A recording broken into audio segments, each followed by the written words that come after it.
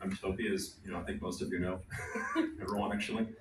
So my thesis is called Echoes of Bosnia, the Legacy of Human Rights Interventionism. And I just thought I would give a map here because it's a complicated region, not everyone's familiar with it.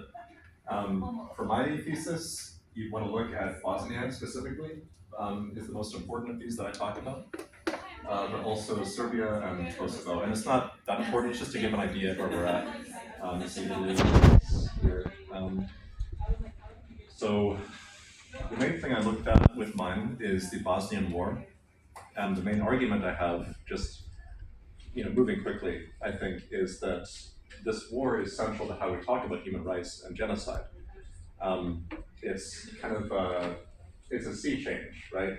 You see this shift in the 1990s about how these wars are justified, in particular these human rights interventions that I look at.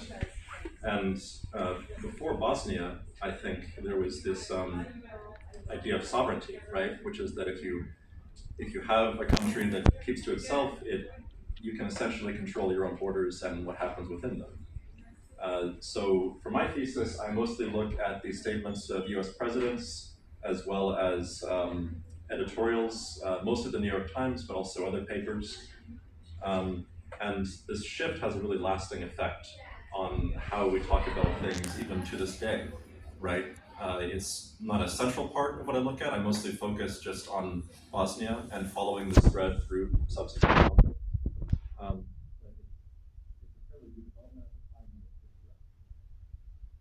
So the words I looked at are Bosnia, like I said, just to give a little more context, it's a war caused by the breakup of the country of Yugoslavia. There's different ethnic groups that, it's 3 years of bloodshed. It's very gruesome. And there's a trend where people watch this on the news, they read about it, and there's this prevailing question of why aren't we doing something, right? Why is this going on? Someone should do something. And eventually this results in an intervention by the international community.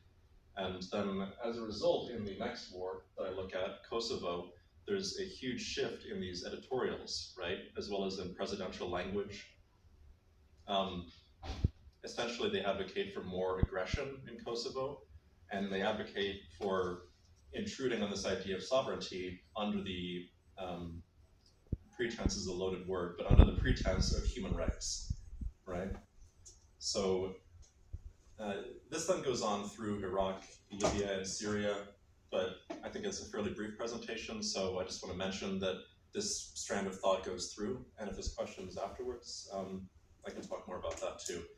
The primary sources I use the most, I started with biographies. There's a couple of good biographies of Richard Holbrooke, who's a central diplomat, and then I found him to be a good jumping off point. I also looked at editorials, most of the New York Times, like I said, Foreign Affairs, Süddeutsche Zeitung, the Wall Street Journal. If I had more pages to work with and more time, I might have included more, but you have to turn it in eventually. Also, congressional hearings by Zbigniew Brzezinski, Paul Wolfowitz, and Richard Holbrooke were all very useful to me. So I don't think anyone here is a junior, but I just thought if there are any, it would be nice to show you the sources. And as for why I picked the topic, it's not a pleasant subject to read about, but it's an interesting one. And I took another course here on the history of human rights, and I felt like the paper I did for that class was not quite complete, right? I wanted to tell more of the story and see where it goes. As for some difficulties, again, this was aimed at anyone who was thinking of doing a thesis, any juniors that were here. But